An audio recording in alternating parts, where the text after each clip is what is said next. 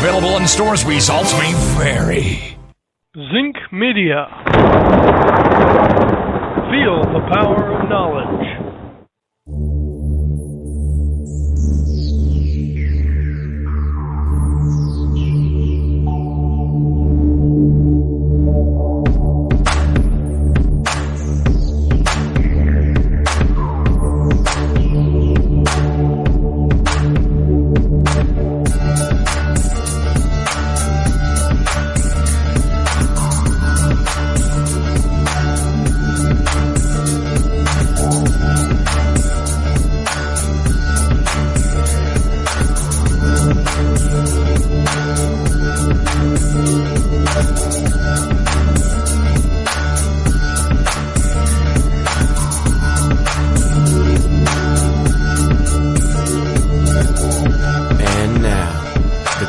Most politically incorrect black man on the planet, Rod Eccles.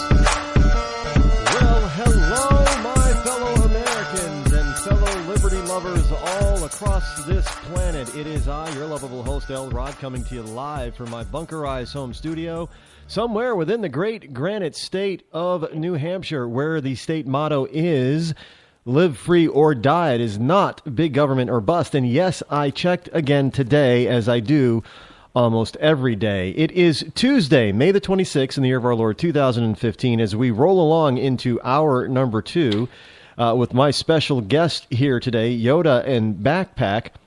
Now, Yoda has something that I kind of loved. When I spent some time with these guys over the weekend, and they're a couple of great people, great Americans, doing some great American work for America. But Yoda has these things that he calls, instead of antidotes, he calls them Yoda-dotes. And I just thought that was a very unique yet actually hilarious way of talking about anecdotal information that he has, and he has a lot of it. If you'd like to call and speak to them directly this evening, the toll-free number is 603-835-3224. And right now, I just want to bring Yoda and Backpack back on. Are you guys still there? We are indeed.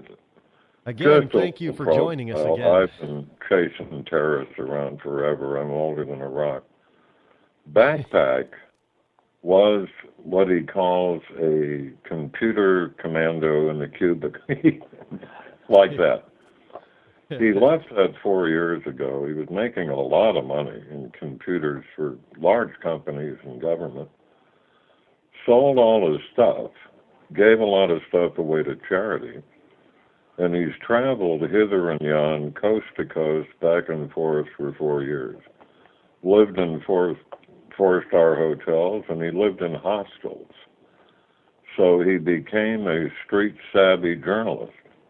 Fabulous guy that my pleasure to work with, brother. So we appear on air under our pseudonyms, Backpack and Yoda, because we still are operational with federal agencies and cops, and we don't want a front yard full of cartels. Well, for your audience benefit. that Backpack, makes a lot of sense. Uncovered one recently. I know you and your audience will be interested in. Excuse me, Rod. Throughout the United States, there are Islamic terrorist training camps. Have you happened to hear about them, Rod? Throughout where now? The United States. Oh, yes. Backpack was instrumental with a vehicle, the magnifiedview.com, in exposing those. So I'd like him to tell you about them. Yeah, what we're seeing is from sea to shining sea, at least 35 confirmed, but many more in the Moss. They are saying ISIS is in all 50 states. But these are rural areas. They're cordoned off by fences, and oftentimes are run by Muslims who are in prison, and they get extra benefits. They might have been Christian, but they quickly learn they'll get extra benefits through prison to be converted to Muslim, and so they'll come out of the camps, and they're hardened felons oftentimes, and they'll go to these camps where they have dummies set up to do small arms fire training. They have buses, and there's a famous Pakistani, infamous really. He's out of Pakistan, is helping funnel money in to support these camps. Their main headquarters is in Islamburg, which is Hancock, New York. It's in the Catskills Mountains. That's the main command center. It's called Muslims in America. We have a website set up it's called terrorcamps.com. It's devoted to a lot of other reports from around the country. The amazing thing is all this training with AK-47s and blowing up buses, and it's in these rural areas that Yoda and I were just discussing that they should be raided and shut down. But through the abomination, he is preventing that by saying that it's communal living. He's not allowing them to raise the report. So we're shocked. We've had other national security advisors on Voices of Global Freedom who are also saying the same thing. They want to raise cases. They're not allowed to because abomination says you can't use the word Islam or terror together in a report. It's just really shocking, Rod. So really what these people are doing is they're hiding right under our own noses right now, and they're kind of taunting the American people. Now, in some states, I know that the so-called civilian state militias have grown pretty large and pretty powerful in their own right. What is preventing an all-out war with this? It's not there yet, Rod. I've found in decades of experience, we Americans are slow. We finally wake up and we get into things late. In my opinion, good guys like you and your lovely agent, Laura, you're busy. You're working hard, bro. People like you, the good guys, the conservative patriots, are working hard. The other guys, the free stuff guys, are sitting around, torn T-shirt, telling some gal to bring them a beer. They're not interested. But something finally occurs, like the First World War, the Second World War, and the good guys stand up. You've got 800,000 plus cops. They're going to stand up.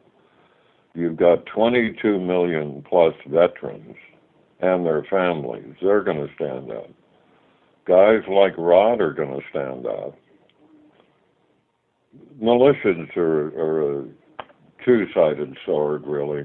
They're often well-meaning, and really what it ends up as is sworn law enforcement, as on the border, has to protect them. So militias, however well-meaning, not really trained, go on the border, and what it winds up as is Border Patrol has to protect them instead of catching bad guys. Make sense, Rod?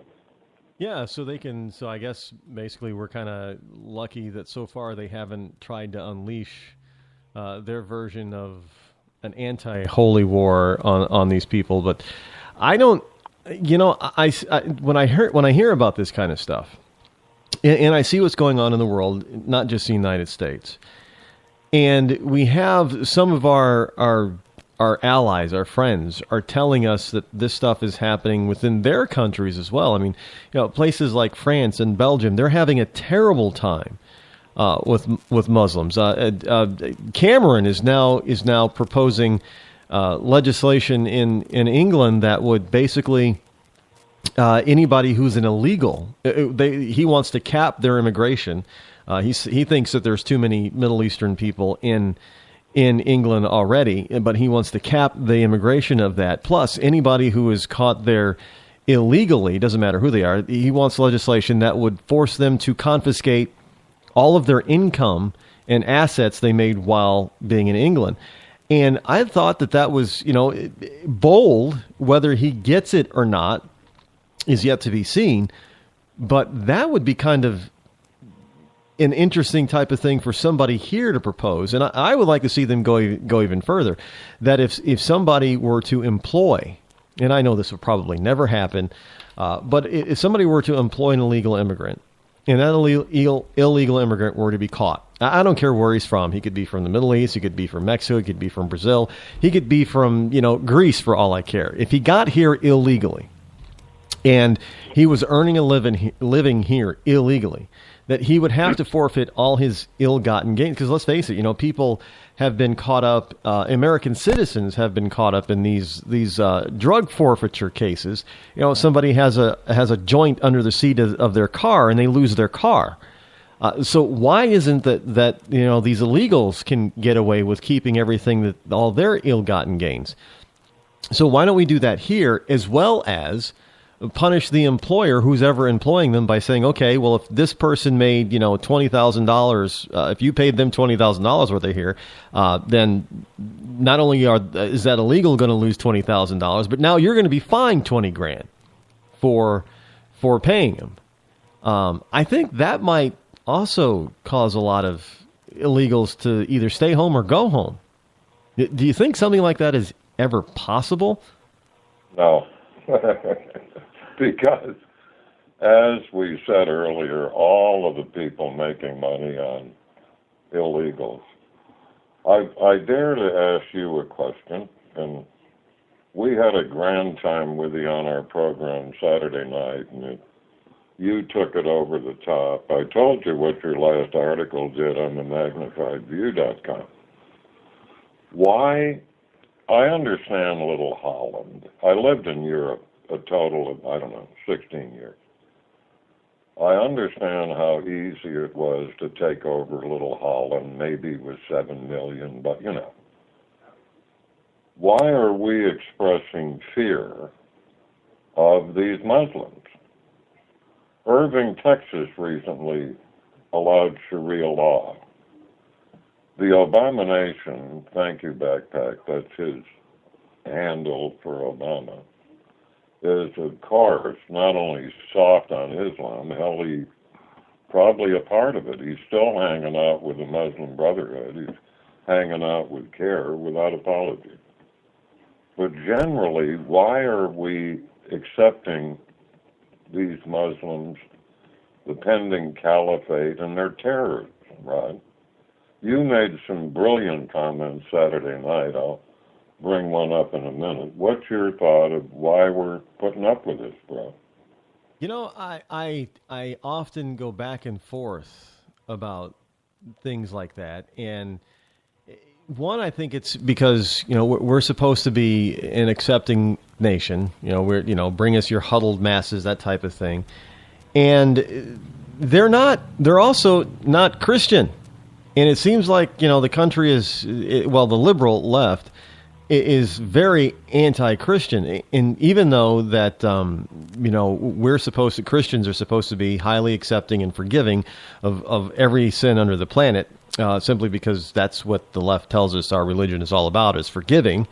So that's why we have to accept all kinds of things that we don't like, from gay marriage to what have you, abortion. We're supposed to be that over-the-top forgiving, so we're not supposed to stand up for what we believe in, because then it would be kind of us being hypocritical, so they tell us. And they're the ones that are which I go back and forth with liberals on this sometimes, is that you do realize that you're supporting a religion that would get rid of you first. You're an infidel. And the funny thing is that they don't see it that way. They think because they're being accepting and open that they would accept them. And I don't know if it's just plain stupidity, or if it's something else at play. My personal experience is it's cowardice. Flat.